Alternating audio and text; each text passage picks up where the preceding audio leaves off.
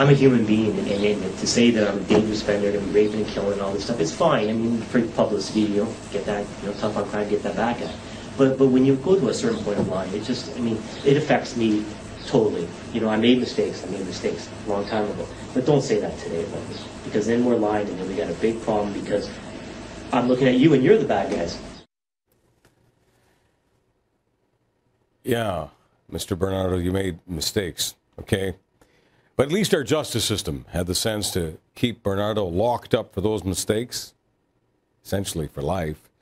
They won't even grant his request to be transferred from his maximum security cell to a medium security alternative, which is the proper way to treat this kidnapper, rapist, torturer, murderer.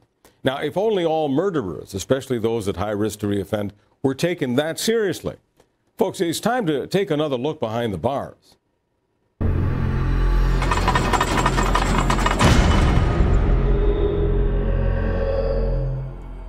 Edmonton Sun columnist Lauren Gunter has an excellent column out on Canada's worst offenders.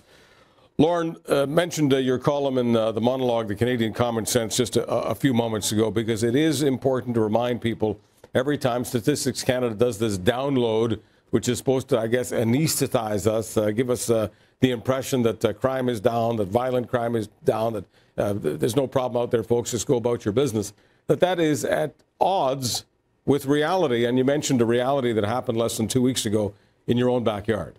Yeah, absolutely. We had a horrible murder a little less than 2 weeks ago in Edmonton. A father of 4 girls, aged 14 and under, was at a party in northeast Edmonton in an apartment, and about 2 in the morning, a shouting match started out, and unfortunately, someone drew a knife and stabbed Greg Pratt in the chest, and despite the best efforts of paramedics at the scene to revive him, they were unsuccessful, and he died. So the police are now looking for 2 suspects, one of whom is a fellow named Brian Boyces. And Boyces had been in jail until February 2012 on a manslaughter charge, several assault with weapons, aggravated assault charges. Has a very long, violent history. And when he was released at the end of his sentence, the city police in Edmonton went to the unusual lengths of issuing a warning to the public that he was a danger to reoffend, a high risk, in their words, to reoffend, and that we should be on the lookout for him. But what I fail to see is why it's the public's duty to be on the lookout for violent offenders. That's why they go to jail. And so, despite the fact that Boyces has not been convicted, simply been charged, there's a warrant out for his arrest in the Pratt murder, he shouldn't be out in the first place.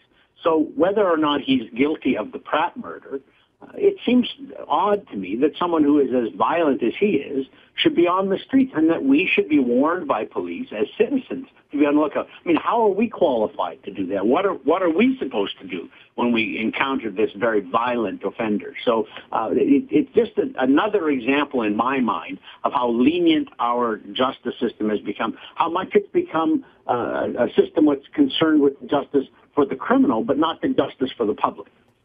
Help me with this. We have people in this country who say that too many people are in jail who should be in mental hospitals, psychiatric hospitals, that we've got too much punishment and not enough medical help for a number of people. I'm not just talking about the people involved with drugs. So in a situation like this, if the corrections officers and the police officers are warning the public, there's only one reason they're warning the public. They know that this guy is going to do it again because this guy has a problem. He's got a problem between the ears. He just can't help himself, no different than a serial pedophile or a serial anything else. How difficult could it be, and how difficult should it be, to get some judge to sign a document that says that the man is mentally not capable of living among us and needs to be institutionalized? And we can review it every 2 years, every 22 years. I don't care. But until we know that we don't have to put out warnings to the public, until we know that we don't have to do that anymore, keep them confined. What's the problem here? You can't make me believe that there's something in the Charter of Rights that gives them the right to prey on the rest of us. No, and I don't think that there is. I think, though, that the whole system has become what you would call bidding down the sentences in our justice system. When the longest you can go to jail for in Canada for any crime is 25 years before you have a chance for parole. And even there are faint hope clauses, ways of getting your sentence shortened even more. You then bid down all of the other offenses. So this fellow, Brian Boyces, was convicted in the 2000s of manslaughter. Well, that's less than murder one, less than murder two. It's the third offense. So if you've already bid down murder one to about 10 to 15 years and murder two to about 8 to 10 years, you only have to give 7 years.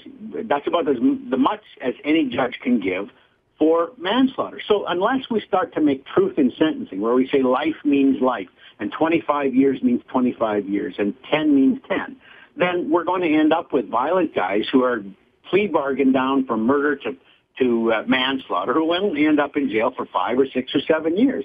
And that's not long enough, either A, to get the kind of treatment you're talking about in a mental facility, or B, for them to get too old to have the kind of violent tempers and passions and testosterone that leads to these kinds of crimes. But we don't think that way. We're the poor guy, if Brian Boyces' lawyer in his initial trial had said he had mental issues, that would be an indication that the judge should sign an order such as you're talking about that confines him sort of indefinitely to a facility where he can get mental care or at least be kept away from the rest of the population. That would have been an argument for, poor guy, he wasn't responsible for his actions, so therefore we shouldn't send him away for very long. I mean, that's the thinking that's gotten into our criminal justice system. The statistics you're talking about, where StatsCan says, crime's coming down, and that is done deliberately. It's used deliberately by a lot of advocacy groups to say, look, we don't need more prisons, we don't need longer sentences.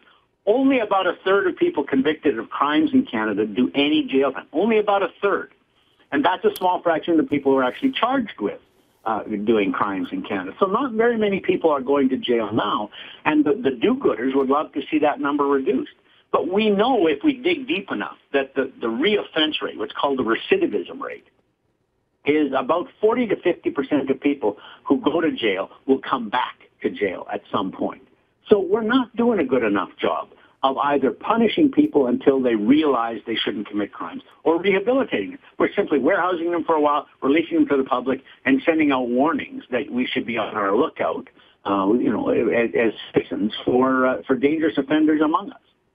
Lauren, in the minute that we have left, are you aware of any instances where a Crown, regardless of what the defense lawyer may have said years earlier, where a Crown has stipulated at the end of somebody's sentence that it's time, Madam Justice, Mr. Justice, to sign a document here because the corrections officers inform us that this person is in exactly the same condition he was in when he got in here, and whether he does this 3 days from now or 3 months from now, he will end up killing somebody else.